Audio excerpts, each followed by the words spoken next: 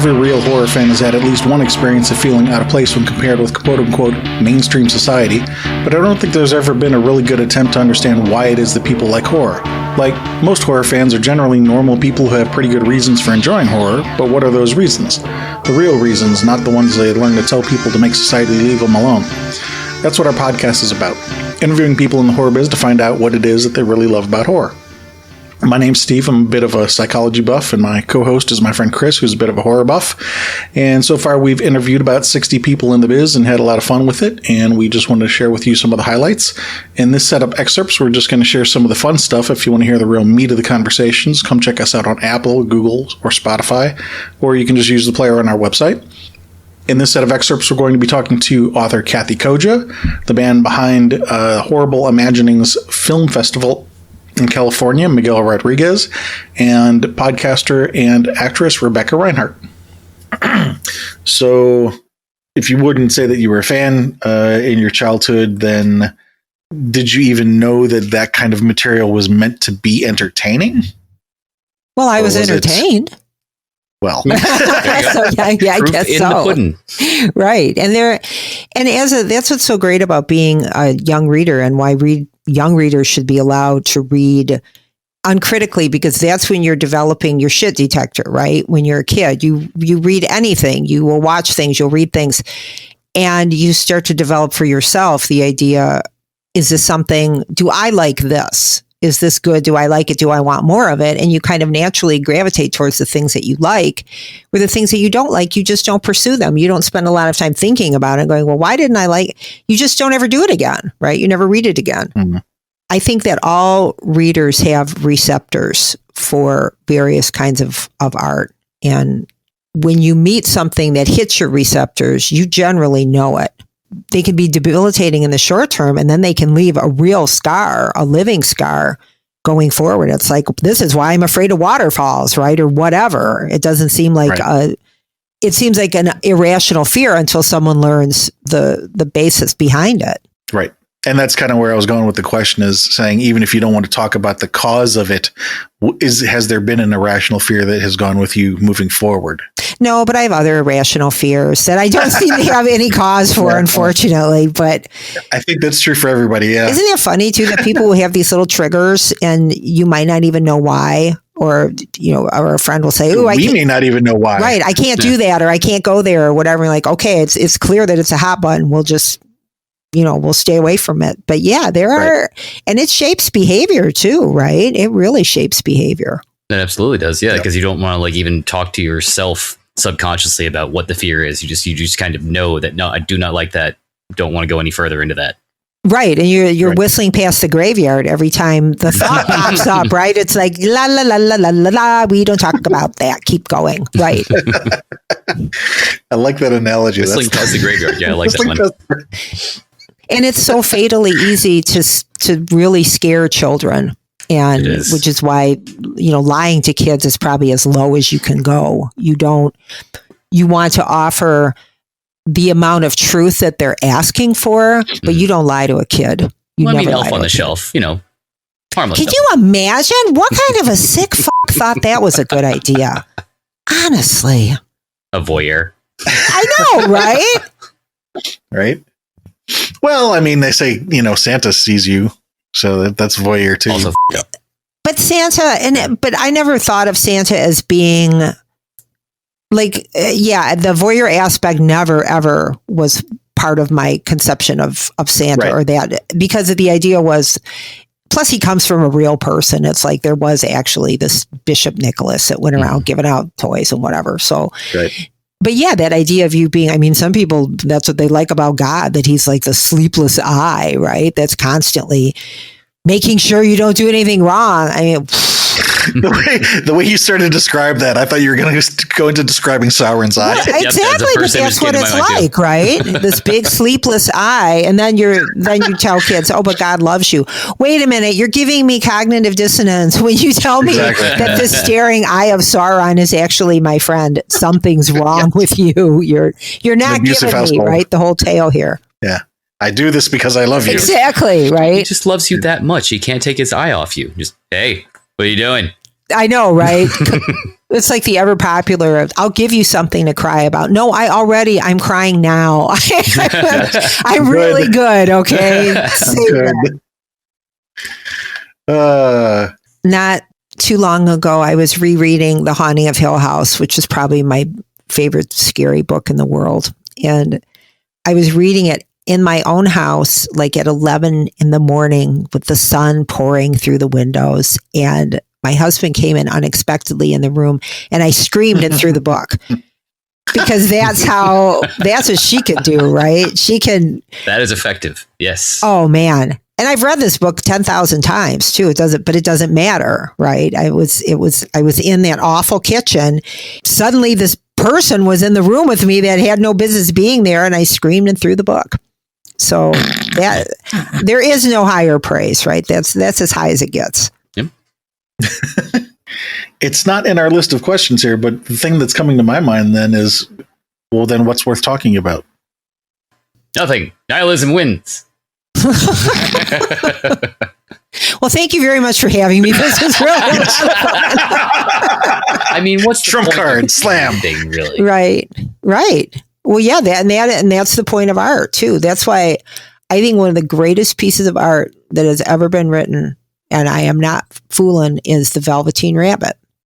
I'm not sure I would want horror to be recognized by the Oscars. For me, like, one of the things that gives it a kind of primal power is the fact that it is stigmatized. And because it's stigmatized and denigrated, one thing that offers to creators who want to work in this realm is you can kind of drop your pretensions, can't you? I mean, not everybody, obviously there's pretentiousness within horror, but to some degree you can drop the pretensions that you're making a Fellini film, or something, or you're attempting to do that. It's more free will, or rather freeing. It's more. It's where I'm looking for here. Jesus. I would say sincerity. Let me give an analogy real quick. So there was a girl that I was dating for a while. Okay. That as soon as she realized that I was actually getting along with her parents, we stopped dating. That's not healthy, but yes. Yeah, like, it's not healthy, but I understand. I think that's kind of where you're going with this. That if it was accepted, it immediately would be less tasteful to the people that enjoy certain elements of it. For a 14-year-old me, that's really nice. I loved that. So in a way, like, one of the appeals of it was the fact that it was like a badge of honor, or almost a newly discovered weapon you could yield against people who say they know about horror. Like, you don't know. Yes. Yeah, at the time. That's definitely something I have outgrown. Like so I'll give you an adult Miguel comparison, because I still like mortifying people. Mm-hmm. But the thing that I tend to do that now is with the Star Wars holiday special. like every Christmas we invite new people for the Star Wars holiday special, and I don't even watch the TV. I turn around and watch people watching it, and it's my joy, It's the new 2 Girls 1 Cup. Ooh. Yeah. It's a safe for work 2 Girls 1 Cup. Yes, of course. Yeah. There's a character played by the director Peter Jackson himself named Derek, and at one point he falls from a great height, and it splits his skull open, and piece of his brain falls out of his head, and anytime the piece of brain falls out, he has a little seizure and can't think until he scoops up that little piece of brain, shoves it back into his skull, and then uses his belt to kind of like clamp his skull shut. And this happens various times throughout the film. Absolute realism, not cartoony at all. Nope. It's completely insane. Like, who...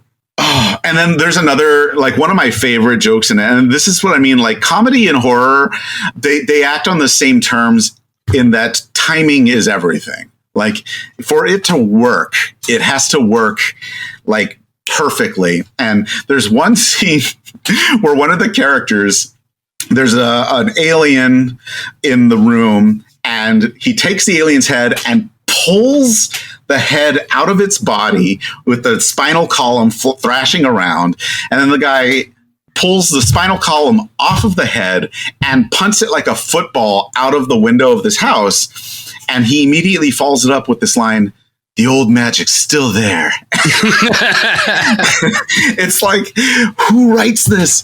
I think it's so brilliant. It's like those little touches are so good. Okay, so I will say the French New Extreme film Inside is one that sticks with me. Really, really, I love it to death. You will never look at a pair of scissors the same way again. Yeah, that's one of the movies that my wife and I first saw together, and it's nice. Yeah, a little romantic evening alone. Just hey, you know what? Let's have another kid. I won't say that, but I met my wife because I used to do a film series, just a more fun one at a bar called Shot by Shot. Mm-hmm. And the very first one we did was Battle Royale. And that's how I met her. Nice.